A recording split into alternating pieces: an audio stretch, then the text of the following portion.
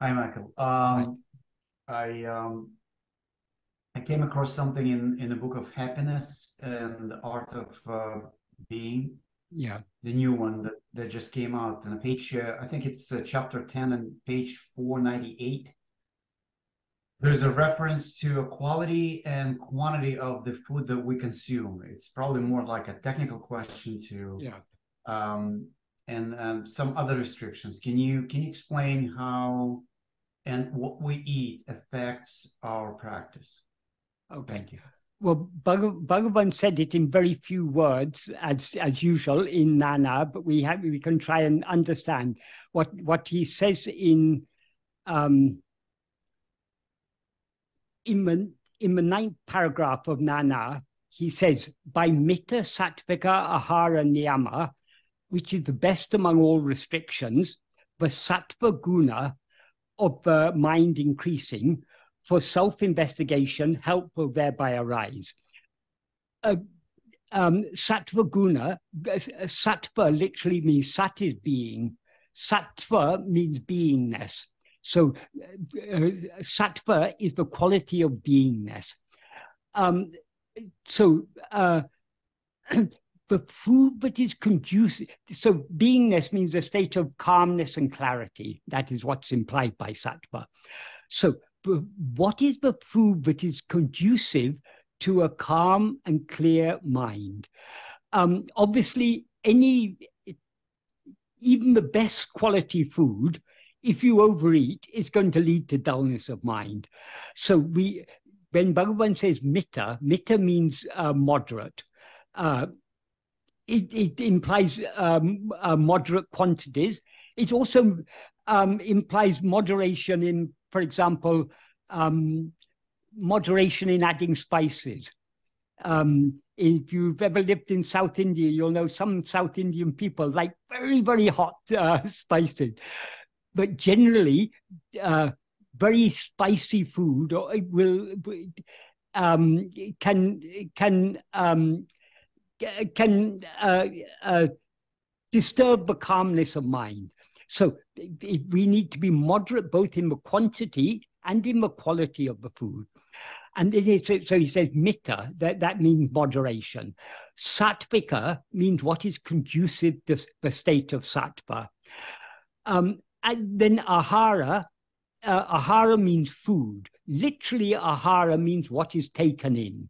So we can, though the basic meaning of ahara is food, it can also apply to other things. That is, we can be eating very, very sattvic food, but if we like to watch violent movies on television or something, that's not going to be very conducive, because what we are taking in through our senses also has an effect on the mind. So the basic meaning of ahara in this context is food, but we can also talk about the food taken in through the five senses. So what is the food? And niyama means restriction. So what type of food is most conducive to a sattvic state of mind? In the Bhagavad Gita, Krishna says very nicely, he doesn't say what food is sattvic, what food is rajasic, and what food is tamasic. What he says is, he describes certain types of food. He says certain types of food will appeal to those of a tamasic state of mind. Certain type of food will appeal to those of a rajasic state of mind. And certain type of food will appeal to those of a sattvic state of mind. So if we are sattvic natured, we will naturally be attracted to sattvic food. But some basic things we can say about sattvic food, it obviously it excludes all forms of all non-vegetarian foods, all forms of meat, fish, and so on, because these foods are produced by causing harm to some living creature. That is, a creature has to be killed in order to be eaten. So anything that is brought about causing harm to creatures, that's obviously not going to be a sattvic. in its quality. Generally, traditionally in India, milk, eggs are not considered as sattvic, but milk is considered as sattvic. So most Indian vegetarians are lacto-vegetarians. However, how cows were treated in old days in India and how cows are treated nowadays is quite different. That is, nowadays, the dairy industry, it's a huge industry. It's closely connected with the meat industry. Calves are separated from the mother when they're just a few days old.